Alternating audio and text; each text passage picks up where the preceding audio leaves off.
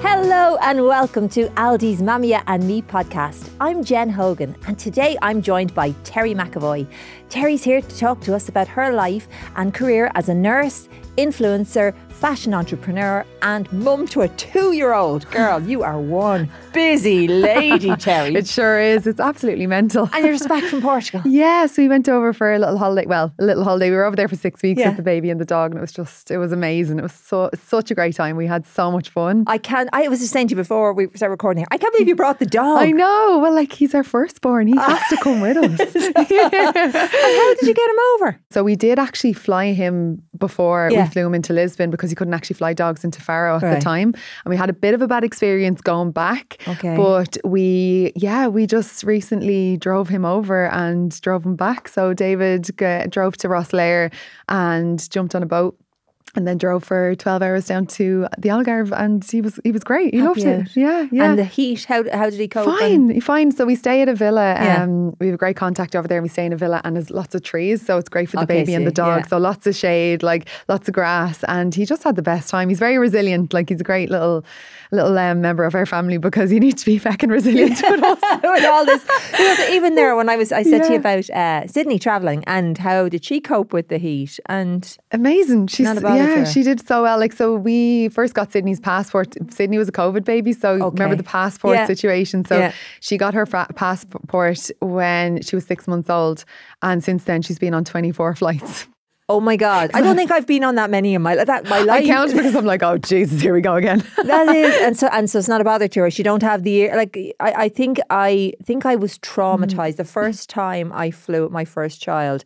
And she did, like, it's every parent's worst nightmare. The punami on the plane. Oh, yeah. The punami at the optimum moment when you're ready to move. You can't move. And they go, sorry, miss, you have to stay in your seat. And the poor kid, there was a kid sitting in the same row as us from a different family. And he was like turning green at the aroma coming from my daughter. So I think that traumatized me for quite a while. And of course, Chloe will love me discussing this on the podcast as well, that she's 23 now. So she would just love their mamas there. Telling everybody about the time that she pooed herself on the plane. But that was the reality, and it traumatized me enough, I think, to put me off flying. Clearly, that hasn't been the case. Yeah, well, I just think they're going to do it anyway, so you might as well, like, be going somewhere or be somewhere else with them. Like, you're going to put up with all of that back at home, so why not just get going and bring them with you? Like, it's something that I really want to do with Sydney is travel. I want to, like, bring her across to Australia hopefully at the end of the year. We were supposed to do it last year, but then we were buying the house and it was just all a bit messy. But yeah, I just want her to travel. I want her to see the world because I think it's so important. I think it's the best education you can give your child is to experience different cultures and countries. And yeah, I can't wait to do that with her. That sounds a brave, slightly crazy, might I? Just again, the trauma, the tsunami's coming back to me here. But that sounds a brave trip, like to take a 2-year-old. Like, what do you do to entertain a 2-year-old on a... She's very good now, I have to say. So Sydney's very engaged. Like, she constantly wants to learn. She constantly wants to, like, see new things. So I have a trick. So I kind of rotate things when I'm on the flight. So I never give her 2 things at once. So I have my snacks, the iPad. Anybody who travels without an iPad, you're absolutely insane. And I know I should be saying like books and colours, but the iPad. The iPad's amazing. This is the secret to it. It is amazing. And I obviously bring my books and colours and toys that she's never seen before. And I mentioned snacks and like drinks, and that's what I do. So when she's kind of kicking off, I bring something else out. Okay. Like, so I have a bag of tricks. Like, my bag does be like this size getting onto the plane. And it's just with all different things. And I never give her 2 things at once. So she's never watching her iPad with snacks. She's watching the iPad. And then if she starts kicking off, she gets the snacks. Okay. So it's like a constant rotation. And you're just always have to be 2 steps ahead of them. Like, you're like, right, okay, what's going to be next? Okay, we're going to play Connect 4. Like, so she's great in that sense that she's very engaged. She wants to learn. So she loves, like, when I sit down, I'm kind of showing her shapes and colours and, you know, engaging with her, like, and she's a great little companion for traveling. Like, she is really good. I'm very lucky, but I think it's because we started her off young and we didn't stop. We didn't just go on a holiday and stop, but she was on a plane like every month for like a good... So it was very much normal for her. Yeah, and she knows now, like, and she doesn't, in everyday life, like, Sydney wouldn't get the iPad. Okay. So I don't give it to her. So when she gets on a plane, it's such a novelty for her. So she's like, oh my God, the iPad, like, you know, that's it. And she gets to sit down and play with it and do what she wants. And she gets to watch all her movies, and Puffin Rock is the latest obsession on Netflix. Yeah. She loves it. You have loads of those episodes downloaded. Yeah, so I've loads of those episodes downloaded. And she's just brilliant. She's my little pal. She's great. Because I think that's probably where I was going wrong. I had the bag of tricks, but then I was basically, take them all. No, you always have to be 2 steps ahead. You always have to like have something. And Takeoff and Landon, they need to be eating or drinking. So when she was really young, she got her feeds at Takeoff and Landon, and you'd kind of hold out for those. So she'd be kicking off like on the runway because you wouldn't be taking off. Yeah. And then you'd give her the bottle, and you know the ears would be equalising as you go. Like, so I actually, because Sydney's getting a bit older now, the first time ever her ears started to kind of bother her was coming into Dublin on Saturday. Okay. And I completely forgot to give her snacks. I was just in my own little world. I think it's because I was travelling solo with her. I was just like going, okay, I have to get the buggy now, I have to get the bag and blah, blah, blah. And I completely forgot. And I seen her kind of doing that. And I said, oh my God. I was like, open up your mouth and close your mouth. And she was doing it. And then, you know, the ears are equalising. So she's actually at that stage now where she's listening. And she's like, okay, if I do this. Yeah. So she didn't panic or anything. No, she was grand. I always have like, you know, the Calpol in the front of the bag just in case something like that happens. So you're well prepared. Oh, well prepared. But you probably need to be kind of well prepared in every aspect of life because you have so much going on. So much going on. You mentioned the house move there. Yes. Tell us about that. Yeah, so we recently bought a house. We've been on the market to buy a house for 2 years now. And I think if you're trying to buy a house, you'll understand it's very bad. Like, and we had been in bidding wars. I was bidding on houses I didn't even want at some stage. Like at certain stages, it's so tough out there. And I do like really feel sorry for anybody that's buying and doing it all at the moment, because it is quite stressful. Like you get mortgage approved, and then you have 6 months to find a house, and then that runs out, and then you have to go back to the bank. So it's just a nightmare. But we got through it. We're in our house, and we just. And you're never moving again. I know. Well, I said something to my husband when we were out in Portugal. He's like, "You need help. You need help." Really, you can see you would go, because they say it's the most stressful thing, isn't it, after divorce and death? Moving house. I didn't find it that bad. I didn't. Yeah. I don't know. So hang on, Terrie, I'm starting to feel here now that maybe you just like a challenge here, because this is both flying with children and buying a house, and neither has phased you. Yeah. Well, it was like, I mean, it wasn't that bad. Like I was like expecting it to be horrendous, but it wasn't that bad. It was okay. Now I had to, so I have a big family, and everybody had offered to help us, and because we had so much trouble with the estate agent and actually getting the physical keys. So I had everybody lined up to help us one weekend, and then we didn't get the keys, and then it was all pushed out to the following weekend. Nobody was available. So we got the keys on a weekend where nobody was available. So I actually had to ring and get professionals in to help us move, because it was like, whoa. But it was okay. It was fine. Now the house is in bits, like... But you're in. We're in. Now my husband's very stressy. Like he is pulling his hair out. Like, but you're going, it's grand, it's love. Fine, it's grand. I told him today we need to get a wine fridge, and he was like, a wine fridge. He's so content too, isn't it? As you put it back into order, like he's just looking at it the wrong way. He is. He's missing, grand. He's missing the opportunity to show the transformation and show order being restored to the galaxy. Yeah. But that's our personalities, and I think we really complement each other. Like I would be very like spontaneous. Wouldn't really be fazed by much, whereas David loves routine and he gets a bit stressed. So I think we balance each other out, because if I didn't have someone stressing, I'd be just off doing God knows what. Like when I see him stressed, I'm like, okay, something's wrong. Like okay, I should maybe I should listen. Exactly. And come here, having Sydney now, and she's 2, Yeah, 2.5. 2.5 of the half matters. Oh, it does. It does. Absolutely does, and it does for quite a while in their lives. They have. And what has it been like the last 2.5 years? Actually, even before that, because it was COVID, baby. So tell me about becoming pregnant and how it all went. It's been a transformative experience. Like our life before was just so free and you know, just jumping on planes here and there. Now we're kind of still doing that, but you have to really calculate every move with a baby, and you have to really consider it. Like I'd love to go to South America, but I can't bring her to South America because it's just not the place to bring a 2.5-year-old. But the experience, like transitioning into motherhood was wild, like absolutely wild. It's so different to what you would imagine. Like I think when you see Instagram or you see like TikTok or even the movies, the woman's rubbing her belly and she's like, about to embark on this magical experience, when in reality, like after you give birth, you're standing there with your like bun in your hair and you're like giant nappy knickers and giant boobs and you're like, oh my God, what has happened? Like, so it was such a shock to the system, but like you just kind of get on with it, don't you? You have no choice.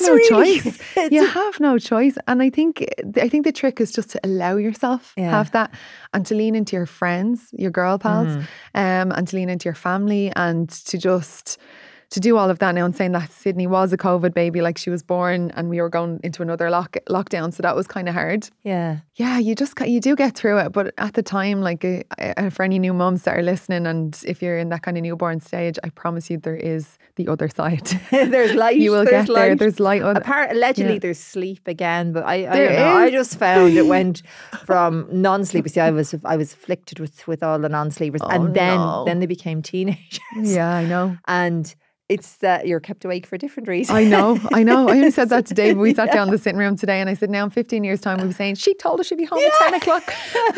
And they would go, you definitely didn't say that, Mum. You said 10 past or quarter past or whatever. They'll always go with that. I mean, even if I did say that, which I know I didn't, that was 45 minutes ago. So it doesn't matter. It doesn't matter. I know. Oh, yeah. But what is it they say? What doesn't kill us makes you stronger. And it's true. It is true. Jazz. But yeah, like it was such a wild time. And when I had Sydney, I had a C-section. And I had Sydney, and David actually had COVID, but we didn't know. And I think she was home a day or two. And we spoke about this on our own podcast, but I never actually said it on Instagram.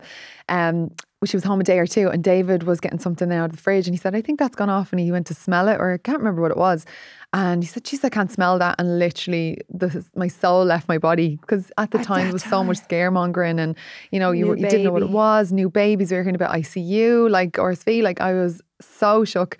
So I just remember getting his pillow and his duvet and throwing it at him, and the dog's ball, and the dog's leading. I was like, get the two of you. I kicked him out of the house, sent him down to my derelict nanny's house with no curtains, completely haunted. And you're a nurse, isn't this right? Yeah. Florence Nightingale jumps into action. I was like, out. And then, of course, my mum and dad rock up with their masks on. I was like, nobody's getting in. And they were like, oh, Jesus Christ, she's gone mad. So I was there with a newborn baby on my own after a C-section. Exactly. Like, it's the desire to protect, isn't it? It's so strong. It's so strong. I don't think that's one of the things I wasn't prepared for. I think with motherhood, I would have described myself. Now, my husband might argue differently, as a non-confrontational person.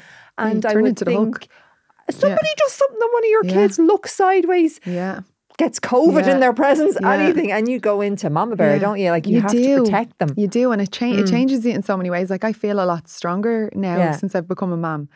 Like just with everything, my resilience, like online, if like somebody says something nasty to me, it literally doesn't bother me. Is it your perspective has changed? Perspective, 100%. And I always had good perspective from nursing, like I always knew life was short and there's more to life and all of that. But I don't think I had that real purpose. Okay. If that makes sense. Like, I just think as long as Sydney's okay, I don't care. Anything else? I don't care. And, like nothing really phases me, nothing bothers me. And it really did change me in that way. Like, and did you, when you were having Sydney, was David able to go in even during the delivery, like when you had the C-section? Yeah. Because it went at that stage, wasn't it that Dad's were only let in at the last minute? Yeah. So I developed colitis. So basically, my bile levels went up, and my I won't get too technical, but basically my liver was not functioning the best. Like my liver function went off. Yeah. Worst things that can happen, but it did happen, and it's quite dangerous for the baby. Yeah. So they were wanting to bring me in quite rapidly to take her out, and David was able to come in and he was able to be there for the birth. But there was a lot of women that were, going into labour quickly and their husbands weren't making it on time, which was so sad. Because I can't imagine. And it was already so scary. It was so scary. It was so scary, especially on your first. And you don't know what to expect. And like even the C-section, like I never had a C-section before, but I'd seen them being done before and I knew what was happening behind that curtain, and I was like, oh my God. It was wild. So if you're recovering then and David very inconsiderately goes and gets COVID, like... The neck, right? The neck. And so he goes and gets COVID and you have to chuck him off to your granny's derelict house. So while he's down in the derelict house. But you're like, how did you manage? Because, you know, you're sore after a C-section. Just did. Like, I just got on with it. I like that again. I think you just go into complete mama bear moment. And it's wild because when I was pregnant, I never really thought about, just even going back to what I do online, I remember we never really had a conversation about whether we were going to share Sydney online or not, or face. And we never really had that conversation. But the second she came out, I was like, oh no. It was like protection mode. I was going to ask you about that. So, because you live a lot of your life online. And I know, I think sometimes maybe people who watch influencers online or watch business people online don't sometimes forget that you're seeing what somebody wants you to see. So you're seeing a snippet of somebody's lifestyle, not their whole life. But like, what was it that made you decide you didn't want to share Sydney's face? I think I've never really said this before, but I think I've been so burnt online and I've been so hurt by people. I think the second she came out, the instincts took over and I was like, oh no, like I can't put her out there. And that was when it started. And then I kind of said to Dave, I really don't want to share her online. I just had this like overwhelming sense. Now I shared a photo of when she was born and then I shared, we brought her home and then it really kicked in. But the second she came out, I felt that sick feeling. I was like, oh God, now Sydney is the most beautiful child I've ever seen. And now I'm like, oh God, sometimes like I really want to show her off. Like, she's gorgeous. But I think the benefits of not showing your child online outweigh showing your child online. And I have no problem with people showing their kids online. Like I think it's like, I love the content. I love seeing kids and I follow. I do. And I have no problems. But I think as somebody who kind of has experienced the negative side of social media, I know what's out there and I know what people can say and I know what can happen. And as well, I don't have Sydney's permission to show her online. She hasn't, I don't know who she is yet as a person. Like, I have a younger sister, Cassie, and we're both Leos. We're both from same background, same personality nearly, but Cassie's very private online. And I'm not. Like, I would, have my life out there. And I don't know whether she's a Cassie or a Terrie yet. And that's not up to me to decide. Right. And I need her permission to do that. So for now, your decision is, you don't see that changing. Yeah, we show like, the back of her head. But like, I don't want Sydney to walk through a shopping centre and somebody to go, there's Terrie McEvoy's child. I don't want her to be in school and somebody to be able to pick her out and say, that's Terrie McEvoy's child. I think it's a bit dangerous. Like, is that something that maybe, because I know there's been lots of discussions about this and people think, sure, I'm just sharing pictures of a milestone event or something. Is that something that you think maybe parents aren't as aware of, perhaps the dangers around sharing? I do. And even what I've shared of Sydney online, the longer I'm a mom, I realise I've shared a lot of her information that, like, I wish I didn't. And one thing I never did was, like, if ever she was sick or in hospital, like, she's been in hospital quite a few times and a few things have happened and I've never shared that because that's her medical information and I feel like that's not up to me. And I just feel like it's food for thought. I think people probably should be thinking about it. But again, I don't judge anybody. I'm like, you do you. Like, if you feel like that's good for your family. And I love to see it. I don't make any conflict, sense. isn't it? No, but it is. Like, we love concern. I love because to see it. We are curious about other I'm like, people's gosh, she's lives. A beautiful child. Like, I love her clothes. Like, I love how, like, I love hearing kids talk and I love watching them learn and grow. And I love that side of social media. But also, I have 345,000 people following me and I don't know who's watching. I don't know who's watching. Do you ever feel the pressure from them? Do you ever get messages from people all the time. Let's have a look at it. Like at the start especially, I got a lot of messages from people saying, look, you showed your baby bump when you were pregnant. Why don't you show the baby? I'd love to see her. And it kind of it was quite negative at the start. And now I actually get people who say that they admire me for it. And I've also have friends in the industry that I've noticed have pulled back showing their children online. One of my good friends in the industry, like, that I would talk to regularly, who used to heavily show her children, and she's pulled back. Because they're kind of becoming more aware of... I think they just think it can be done. Like, you can share your life as a mum and you can share your life as a mother and share your experiences and share your kids without showing their identity and show their faces. And I think it can be done. Like, but again, if you want to show your kids, like, it's up to you. But for now, I just don't have her permission. I don't. And that's the reality of it. Will Sydney want... if I start showing Sydney now, will she come to me when she's 20 saying, Jesus, Mom, you showed fucking everybody like me eating like a carrot when I was 3, or like, Mom, you told everybody like, you know, I don't know. You told people like on a podcast that your daughter had a punami on an airplane. That's fine now, she's an adult. But like, will she get bullied in school for that? Yeah. Do you know, I don't know any of these things, and it's not up to me. Like, she's a whole human being. Like, and I can't, as her mammy, I need to protect her right to be private and her right to, when she's a teenager, to walk to a party and to enjoy herself without worrying about someone fucking recording her, getting too drunk because she's Terrie McEvoy's daughter. These are things I think about. Yeah. And maybe I'm overthinking about it, but I think it's food for thought. Yeah. And when you were expecting, actually even going back to having her, did you know you were having a little girl? I knew from the second I got pregnant I was having a girl. I knew it was an instinct. I knew it. I was like, it's a girl, it's a girl. But I did find out. I found out when I was 22 weeks. Right. And oh God, we did a gender reveal, and like the look on my husband's face, because he has 4 sisters, and like here we go. Blessed is he amongst women. Oh God. But so he was shook. But I was so happy because I always imagined a little girl. Like, I always just imagined a little Bessie. They're great retirement plan as well. Girls. Because I know she'll mind me, like, see, the boys don't, they go off. Oh yeah, well she'll love hearing that now. Yeah, she will. And where did you get the name from? Well, I always loved it. And I always loved it. I loved the name Sydney. And we also lived in Australia for a while. Loved the name Sydney I loved it for a boy as well. And yes, it's very cute for a boy too. Love it for a boy. But I love masculine names on girls. My name's Terrie, and I've always I hated it growing up, and then kind of like loved it as I got older.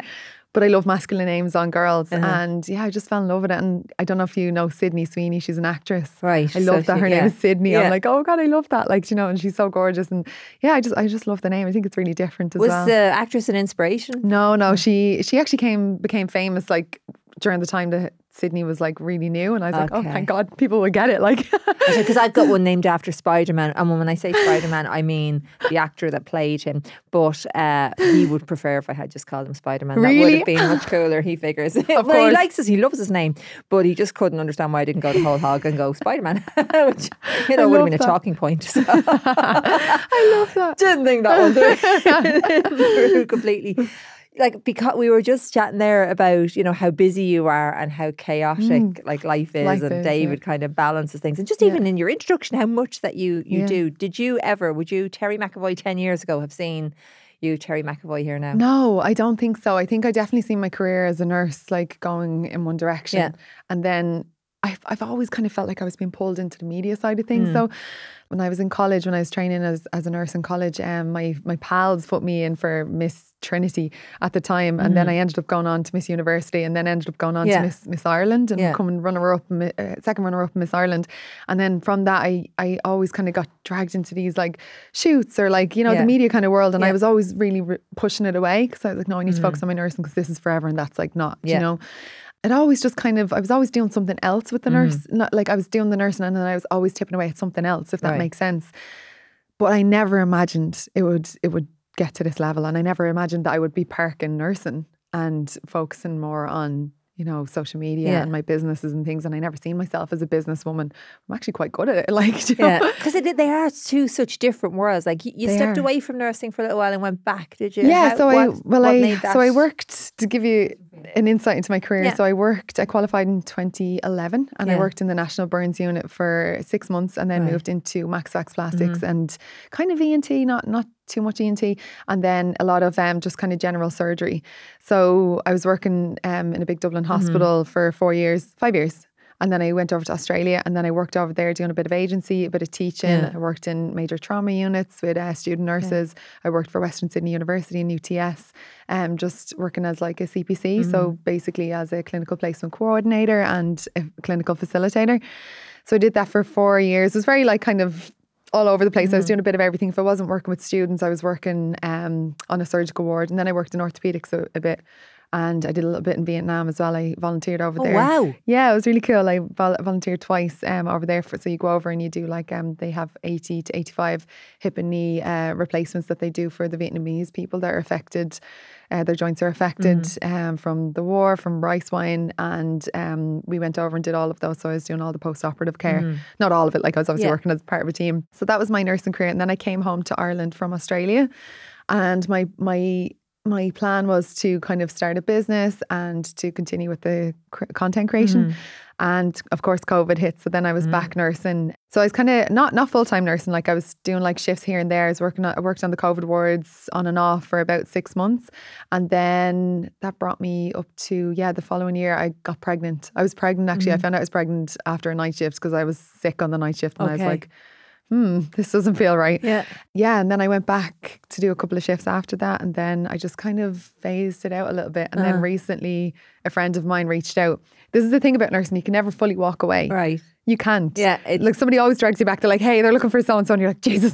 Is it that vocation? Is that what it is? That you just, or like you've got, like I've got great connections. Like a lot of my friends, they went on to do really great things with their nursing career. So they're like, hey, can you do this? Or, anyway, so my friend reached out and he asked me, could I work as a CPC basically with some student nurses for the college. What's a CPC? So clinical placement coordinator. So basically I look after students out on placement. Okay. So I go out and visit them, make sure they're reaching all their learning outcomes, make sure they're going through their clinical skills list and just make sure that they're getting on okay and link in if they need any help or support and just to be that person, I suppose, the link between the college and the placement. So that's me. So I work in a couple of private hospitals doing that and it's just mental. Wow. How did you get into then, I suppose, from because two such different careers? I know what you're saying about like maybe being that draw into media stuff, but how did you decide, okay, I am going, did you decide even? It just kept dragging me. I started up an Instagram in 2013 and I was just like using it like everybody would. And then in 2015, I started to kind of grow. I was like, this is really weird. Like I was just sharing like my clothes, my makeup, all of the stuff that wasn't nursing related because it's very tiring. Like the nursing side of things, it can be quite draining. So it was like a little escape where I was like, oh, this is my outfit and like sharing kind of things. And then I mentioned that I was going traveling with my now husband and it just exploded. Like, and I think it was because at the time there was nobody really online with growing a platform or that had a platform that was going to Australia. Was a nurse and was telling people how to do it and sharing the travels along the way. So like we did a lot of Southeast Asia on the way. Like we went to Thailand, Bali, Philippines, Singapore. Like we did a good bit of traveling around Malaysia and things. So I was sharing that and I was like, this is what you do. And like, we were doing it on the cheap as well. And like I was sharing that and then I made a blog and it grew really organically. And I suppose then brands started to reach out and I could see kind of the potential there. And it's hard to keep going with the nursing when you can make a lot more money. As like essentially, just to be completely honest with you, can like make a lot more money elsewhere. And it's like, when do you stop saying no? Yeah. So that's kind of why I came home as well, because I knew I could have something a little bit more elevated here, like as in I could, elevate my business and grow another business as well. So it was kind of a leap of faith then coming home. Tell us about those other businesses. Yeah. So obviously I've got my online business. I'm a content creator. So I work for 23 the agency. And then I also have my other brand, Mantra Official. Right. So I have two business partners. I have Siobhan Murray and Suzanne Jackson. So we work together on that and it's doing really well. And it's such a beautiful brand. And I also have a tan with Suzanne Jackson and her brand. So I have Bahama Body. So like it's just full on. Yeah. How do you juggle it all? I just do. I just kind of get on with it. Like, and I have meltdowns. Do you sleep? Yeah, like a baby. Well, then we know how they sleep. But it's busy. I won't lie. And some days, like I say to my husband, sometimes I miss the days where I used to wake up and knew what I was doing for the day because. Some days I'm like, okay, I have to go out and see 12 students today in like 3 different private hospitals, or like I might be coming in here to record a podcast, with a lovely presenter like yourself. And it's just wild. Like it's so different. Or I could be staying in the house recording content all day, or it could be like flying to London for a press trip, or, like fucking walking the red carpet in the Venice Film Festival. Like it's wild. It's wild. There's so many. I suppose that you talked about spontaneity and loving the spontaneity, but even I suppose the variety there is something that is it a bit, I don't even know what the word is I'm looking for, but that kind of thing, it draws you in, back to the drawing you in again, just because it's I love the madness. Nearly. I love the madness. Like I always have. I just love, I always used to say to David, like my idea of hell was working 9 to 5 Monday to Friday. It was my idea of hell. Like I just felt like it was just going to kill me or drain me. And it was what I was kind of doing in Australia with students. Yeah. And although I loved the clinical side of it, I was like, oh my God, I can't believe I have to go 5 days a week and like do the same things. Like, you know, because I'd be kind of like the type of person that'd be hyper, and I love people, and I love doing new things, and I love challenges, and I love creating content. So I think it really suits me, you know, because my mom, like if my mom has one thing on for the week, she says she just thinks about it for the whole week. She'd be like, right, I have to go over and do this, and that's what I have to do. Yeah. Whereas she's often said to me like, how do you keep up with it all? But it's literally day by day, like, and I live and die by my calendar. If it's not in the calendar, it's not getting done. Do you have a personal assistant or something that helps you? No, so I have, my husband works for one of my companies, so he helps me, and my agency are amazing. My agent Katie, she's just a godsend. I absolutely adore her. She helps you manage. She does my calendars for me, so she organised all of this. She was, she's the woman behind the calendar. Thank you, Katie. Yes, I know. Eventually got me in, but she's the woman behind it all, and God, I'd be lost without her. So she manages all my jobs, my calendars, and my work life. So she's amazing. But I have thought about getting a PA, but I just don't know how I'd. How'd you fit it in? How'd you fit in time for the interview even? I don't even know how I delegate sometimes, like, because David's like, let me help you. And I'm like, I don't even have time to delegate. Like, I can't.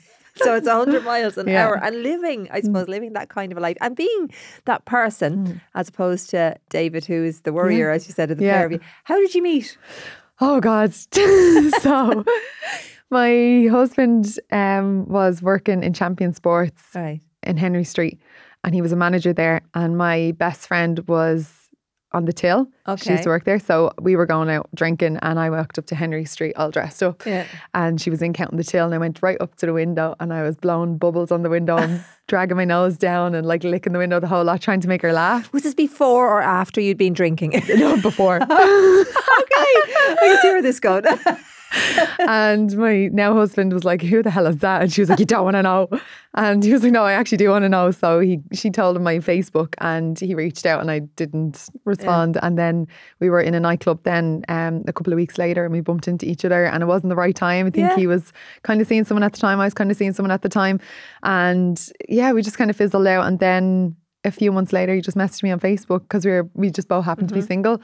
And he said, what do I have to do to get you on a date? Because you're like a feckin' mile a minute. Like, so we went on a date, and we actually went on 3 dates, and I was mad about him. Like, he's gorgeous. I don't know if you've seen him. He's just fab. And he's such a good person. Like, I just knew straight away he was just a good person. And he told me that he was going to be going to LA for like 8 weeks. And I was like, well, I'm going to Thailand, so we're not going to see each other for 3 months. And he was like, well, what do you want to do? And I was like, well, I'll see you when you get back, because I have a life to live, and I'm only 22 and all of that. So I went to Thailand, he went off to LA. But when I got back from Thailand, I was very sad. My friends were like, we're going to Ibiza, come over. So I went over, broke my arm in the first night, and as you do. Well, sure, look, is it even a holiday if you don't break your arm? Broke my arm the first night, but then I couldn't nurse because I had a broken arm, infection control. So I came back to Ireland, and I was like, God, I can't, like, I'm not going to be able to work for 6 weeks. So I rang him, and I was like, do you fancy if I come over? And he was like, what? I was like, yeah, I'm going to come over to LA. Like, so I flew over, and I didn't wear my glasses actually in the airport because I didn't want him to know I had glasses. And he came to meet me in the airport, and I walked straight by him. So you too live your life in self-focus on occasion. You walked by him. Walked straight by him because I didn't want him to know I had glasses. Did he think that this was perhaps like a I'm sure he was like this thing, or is this just another quirk? I just think he thought I was a nut job. I had like a broken arm going through the airport with a curly blow dry. So with your curly blow dry and no glasses. And no glasses. And he was like, where are you going? I was like, oh, hey. I was like, how are you? And I had €100 on my bank account, and I just remember asking, could we go to McDonald's that night? Because I was paid on the Thursday. Right. I landed on the Tuesday, and I was like, okay, you need to stretch this out. Like, but those are the things that you do when you're young, aren't they? But yeah. And then from there, it all the rest is history. Yeah, we came back to Ireland together, and we moved in a couple of months later, and then I dragged him to Malaysia, made him take 4 weeks holidays, all back to back. And I was like, well, go to Malaysia. And he's like, have you ever been? I was like, no, but I really want to go. And how has, I suppose, like when you were having this obviously very eventful relationship and even just the kind of excitement and that I mean, you live your life at 100 miles an hour, and along comes Sydney. How has that impacted your relationship with your husband? So at the start, I won't lie, and like we've said this on the podcast, it was so hard, like because you no longer become these like you know, chilled, relaxed, do what you want people, you become mum and dad. Yeah. And you become co-workers nearly. Like that really killed me at the start. It was like, you do this, that's your job, or you're not doing that right, was the nitpicking. And it was all me because the hormones are flying. Absolutely. And they can't do anything right. Yeah. They can't do anything right. And you just become this different version of yourself. So it was hard. And there was times where I was like even the move home from Australia was hard, I found, like before we had Sydney. It's all these big, massive transitions I think are hard on a relationship. But I think when you find the right person, you know, you get through the hard. You do. You just kind of get through it. And for anybody that's listening that's just had a baby and they're kind of feeling the same about your partner, I promise you it does get easier. It does, and you will eventually like them again. You will. Eventually. Me and Dave always say, like, during the day, we're like giving out to each other, and then when the baby goes to bed, it's like we just get like a pair of goggles on. We're like, oh, you're all right. You're actually all right. Isn't she gorgeous? Goodness me, I gorgeous asleep. Because you know, like you're just, we did that. Just mental. But you do. I think when you find the right person, though, you just get through it. Like. Do you think, like I suppose when hormones were flying, and they are flying after having babies for a good 2 years, they if you are. ask me. Did you ever have anything like postnatal depression? Or no, I anything? didn't. Okay? I was very lucky. Yeah. But I have friends that have gone through it, and like I really feel sorry for them. It's a real thing, and I think, you know, the best thing that you can do is just talk to somebody about it. And I'm going back to, like, you know, when I said the best thing that you can have after having a baby is support. And I think just even having somebody that you're voice noting or somebody that you're talking to, and to have that person, and even like allocate somebody to that you can say what you're thinking without being judged. I think that's so important.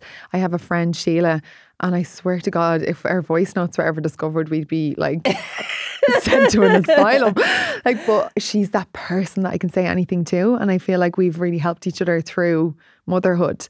And I just think support is so important, and speaking to somebody and you know, speaking to your partner, it's just all really important. And if somebody is coming to you and they're concerned about your mental health, because sometimes you don't see it, and it's something that I've seen with my own friends, they don't see it themselves.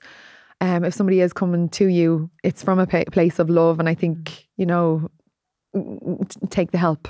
It's the complete overwhelm, though, of the hormones, isn't it? It's not just even maybe sometimes the sadness that can develop, but it's the how much you personalise things as well after you have children. Like I found, I mean, I was always a bit of a crier, as in I would get, you know, I felt what other people, I felt what other people felt, and so I could get upset seeing things. But once I had the kids, oh my God, I couldn't even watch Fair City without bawling. Everything set me off, and like that hasn't gone.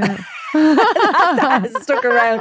And like there are things, like it changes you so much, in that there are still things that I feel I have to avoid, because I'm going, I can't cope. I will take that on, and I will, like, if it's just so hard, because you imagine that pain if it was you, if something happened to the most important people in the world to you. And even I don't know if you had this, but when I had Sydney, I used to worry about David a lot more. I don't know what it was. I used to be, every time you went out in the car, it was like something's going to happen, because I don't think people talk about that enough as well. Like when you have your baby, like you start to imagine scenarios, like of, say, like someone dying. Like I had that a lot, or like if Sydney like fell, I'd worry about that, like over worry about it, and I'd be gripping her. Like I'd be like, oh my God, she's going to fall. But I think that's there to protect you as well. Like I think that's like almost like a hardwire in our brains to be like, this could happen, don't let it happen. You know, like, don't drop her, like, be really careful. Like, I think all of those things are quite normal to have, because every single one of my friends that has had babies has had those fear, mad visions of things happening. Like, I can't explain it. Like, I worked with students in neonatal ICU over in Australia, and I seen some pretty hard things over there, and I felt like I kept imagining Sydney in that scenario. And like I was doing everything I could to keep her protected. Like, I mean, when you came to my house, it was like alcohol gel, like don't get too close to her. Like it was, but I think it is a hardwire in our brains to keep our baby safe. And do you think because you're a nurse, it has is that an advantage, or does it have moments of disadvantage? Because I suppose you've seen what can happen when the worst happens. So like for most of us, that isn't something that, unless something awful happens to one of our children, most of us will go through with the odd knock, bang, broken limb, lost tooth. Yeah. We go through the bumps and the lumps and bumps and grazes and a few breaks and all that sort of stuff that goes with having kids. But you've seen when things can really go wrong. So do you think that has, even now, it definitely had a negative impact on me postnatal. I had postnatal anxiety. Right. And it was like, I can deal with trauma, I can deal with surgical, like if Sydney's she's had a few pulled elbows, like where her elbows have popped out. Her auntie has a similar condition where she had when she was younger, and I've been able to like deal with that. That's fine. It's the temperatures and that's what I mean. The those source sort of things, infections, like I spiral. Spiral. Like as soon as she spikes the temperature, all I can think about is meningitis. All I can think about is like sepsis, everything. And I can't not feel like that. And I think all of my nurse pals are similar, bar one, because she's a paediatric nurse. And I just think the rest of us are just batshit crazy. Totally. Batshit crazy. So instead of like, because I often wondered, what do you get great comfort from it? Going, well, I know what to do in a certain situation, but instead you have that I also know how it can go awfully wrong. Yeah, again, the surgical side of things, like I said, like if her elbow pops out or she falls over, she had a bad cut on holidays, and that's fine, blood, all of that, fine.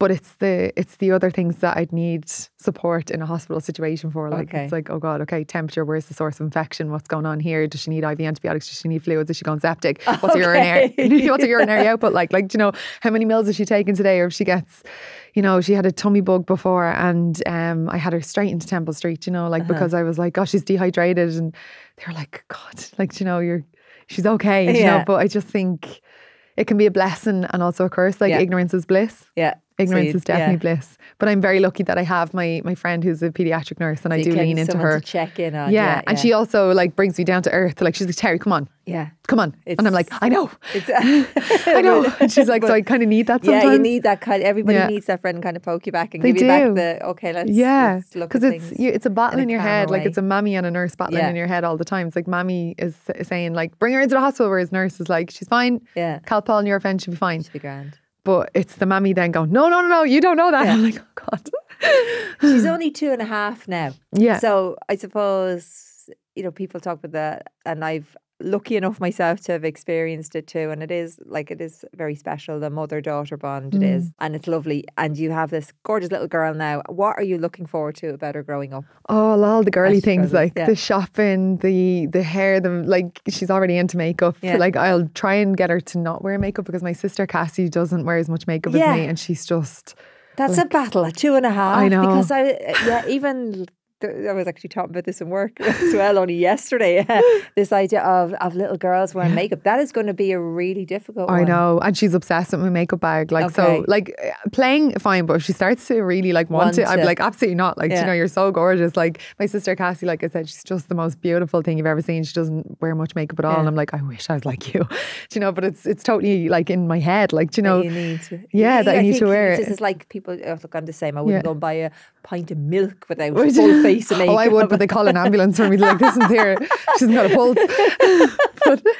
but I'm just looking forward to all of that stuff, and travel. Travel is my big thing. Like I want to show her the world. Like I want her to have that, and just to kind of to do life with her. Like she's like my pal. Like I always say to her, I'm like, I'm my pal. Like she's just my pal. Like I always say to her, who's your best friend? She's like, Mammy. And I'm like, Sydney's my best friend. I want her to be able to come to me for things as well. Like and to have that relationship as we grow up. Like I just can't wait. Like life is just so much better with her. Like it's just wild. And do you think you're hoping she'll share your love of fashion and all? Yeah, she already does. She does, does she? Does. But, right, so again, I know I keep talking about my sister. She's her own person as well. So if I put on a dress, she'll be like, Mommy, that dress is beautiful. And I'm like, thank you, baby. And, I put a dress on her, and she does, you can kind of see it's making her feel pretty, and she's doing her little twirls and things. But at the same time, she's absolutely wild. Like she's so boisterous, and like she's just her own free spirit. But Cassie, my sister, she's like the girliest, most beautiful thing that you've ever seen. But she plays for Dublin Camogie, and she used to do UFC fighting, and she played football with the boys on the road. Like she'd be running around the pitch with her fake eyelashes on, like So I just have a feeling, and they look so similar. They look so similar. So you could see both the physical and the kind of personality traits. And then it goes back to my decision online. It's like, is she going to be like Terry, or is she going to be like Cassie? I don't know. You don't know. I don't know. Yeah. You mentioned your sister, but I mean, you work with your husband too, even doing the podcast. What's that like? Murder. Murder. Tell me about the murder. Murder. Like the amount of times we sit down to record and we end up having a Barney and we can't, like, we walk out. It's like, and it's all me. It's all me. Can we please have an episode where we get to hear the Barney?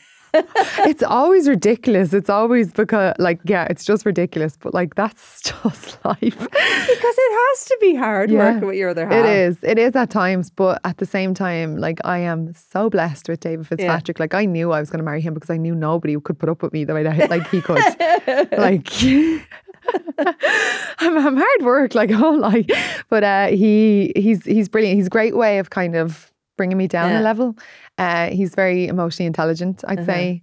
Like, he knows when to kind of just walk away. Yeah. Like, whereas I feel like if I was in a relationship with somebody that would be fiery. Yeah. No, it just wouldn't work. Fire and fire. Oh, not good. Not good. Not good. Like, I'm a Leo and he's an Aries, so we work well together. And what inspired you to do the podcast? We have a lot of friends and we've done so much traveling. Like, so many life experiences. Like, honestly, I feel like we could write a book, and we've done it all together, like a lot of it together. And when we're with our friends, or when we have been with our friends in the past, like, there's been times where me and David would be telling a story and literally the whole group would be roaring laughing, and we found ourselves just constantly being the ones that were telling these mad stories. Like, we've fucking mad stories, like, you wouldn't believe it. So we'd find ourselves in these situations where people were laughing, and loads of people said to us, you need to write a book or, like, get a podcast because you're gas. And then we were like, feck it. So I'd always wanted to do a podcast, and I kind of toyed with the idea of doing one with one of my best friends. And I kind of think you shouldn't ever mix friends with work. I think it gets a little bit tricky. Yeah. Whereas I can kind of bully David. Like, I can bully them. Like, you know? Well, what's more for you? Have you more plans to do more of that, or have you other plans? Yeah, I'd love to. I'd love to set up another podcast. Right. I'd love to do one where I'm interviewing people. Yeah. I'd love to do it, but it's just finding the time. Yeah, and I think that would need to be a studio set, and I couldn't produce and edit another podcast. So we'll see what happens. See what happens. Yeah, we will. So, right, Terrie, have a few quick fire questions for you. First answer, please. First thing that comes to your mind. Okay. Describe yourself in 3 words. Oh, God.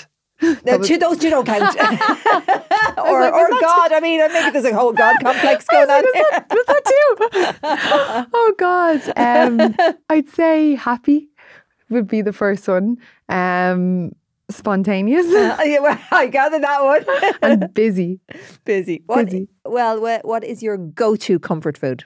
Sunday roast, for sure. Oh, good call. Sunday roast. Lots of stuffing, lots of gravy, loads of potatoes, every style. Roasted, mash, croquettes, like, give them to me. If there's not 3 potatoes, it's not even a Sunday roast. Yeah, absolutely. What's the one thing you always keep in your handbag, which I nearly took earlier? I know, yeah, we did. Because I wasn't wearing my glasses either. I was like, you could take it, but I was like, I don't know what's in there. It could be like Sydney's knickers and shorts. Like, who knows?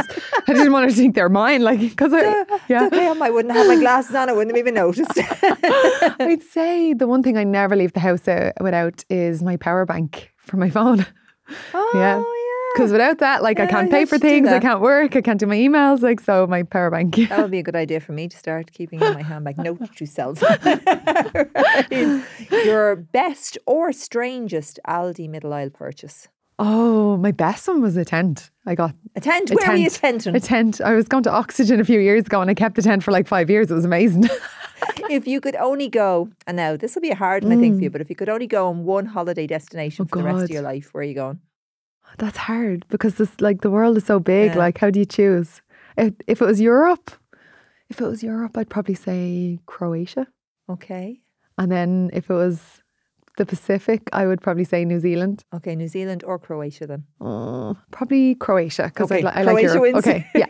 Croatia wins. Terrie, thank you. Thank you so much. Thank you for sharing your adventures with us. And I look forward to that episode of the podcast where you and David are killing each other. Because I think like everything's content. Yeah, it is. It is. Content, everything is. That's the one that we need to hear next. And thank you so much for coming back into us, especially when you're only back home. It was a pleasure having you on. Thank you so much. Thank you. Thank you so much to Terrie McEvoy for joining us today. We would love to keep reaching new listeners. So if you've enjoyed today's episode, please do tell a friend or give us a share online. And don't forget, we've a large back catalogue of episodes that you can listen to, from Tig and Derry Fleming to Una Healy, Louise Cooney, Keith Earls, Jennifer Zamparelli, and even Dustin the Turkey. And if there's a guest you'd like us to have on, or you just want to get in touch, please do drop us an email to mamiaandme@gmail.com.